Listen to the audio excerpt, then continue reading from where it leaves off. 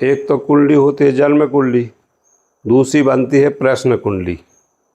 प्रश्न कुंडली में जो प्रश्नकर्ता आता है तो उससे भी उसके तन, धन, भाई, बहन, माता, संतान, शत्रु, पत्नी, मृत्यु, धर्म, कर्म, आय और व्यय देखा जाता है। जो प्रश्नकर्ता आता है तो उसकी तत्काल एक लग्न कुंडली बनाई जाती है और लग्न कुंडली बना के सबसे पहले उसके शरीर से उसके ये देखा जाता है उसका शरीर क्या है, क्या उसको कोई बीमारी है या उसको कोई ऊपरी बाधा है या कोई प्रश्न खुद लेके आया है।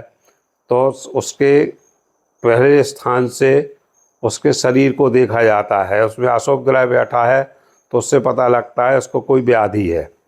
दूसरे स्थान में यदि अशुभ ग्रह बैठा है तो लगता है इसको धन संबंधी समस्या है। तीसरे स्थान में यदि कोई अशुभ ग्रह बैठा है, राहु, केतु या शनि बैठा है तो लगता है कि पारिवारिक समस्या है। चौथे स्थान में यदि कोई ऐसे ग्रह बैठे तो लगता है कि माता के संबंध में या माँ के संबंध में ये प्रश्न लेके आए हैं।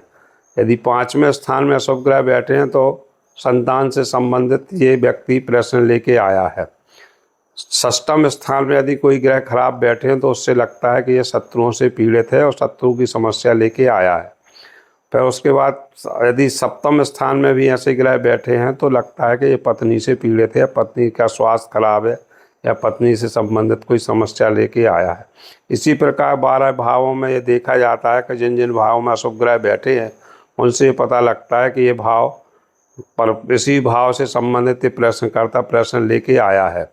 तो फिर प्रश्न कुंडली में देखते हैं कि कौन से स्थान में उस जिस स्थान से प्रश्न लेके आया है उस स्थान के यदि शुभ ग्रह देखते हैं तो उसकी समस्या का समाधान हो जाता है और उसको फिर ये देखा जाता है कि कितने दिन में इसकी समस्या का समाधान होगा, तो समय भी उस निकाला जाता है और समय भी निकल आता है। इसी तरीके से यदि कोई बीमारी है तो उसको यदि कोई ऊपरी बाधा है तो उसको जाप बता देते हैं और यदि कोई बीमारी है तो डॉक्टर के पास बता देते कि डॉक्टर के पास जाइए, डॉक्टर का इलाज करवाइए, ये बीमारी डॉक्टर से ठीक होगी, डॉक्टर के इलाज से ठीक होगी। तो ये प्रश्न कुंडली से भी समस्याओं का निदान किया जाता है।